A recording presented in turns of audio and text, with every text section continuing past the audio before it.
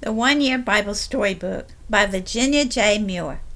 Today's story is about special holidays. It comes from Leviticus chapter 23 and 24.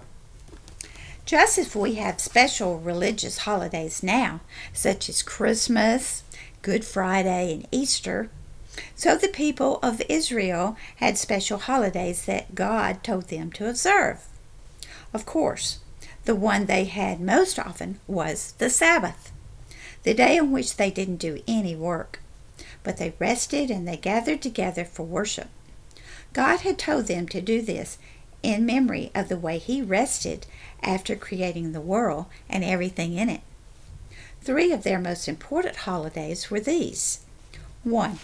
The Passover. This was to remind them of how God passed over the homes of His people on that terrible night when He killed the firstborn children of the Egyptians and helped His people escape from slavery in Egypt. 2. The Harvest Festival. This was a day of thanksgiving after all the crops had been gathered into the barns and storehouses.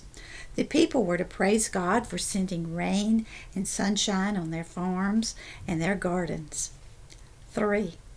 The Tabernacle Festival. This was a reminder to God's people of the way they were living as they traveled from Egypt to Canaan, the land of promise.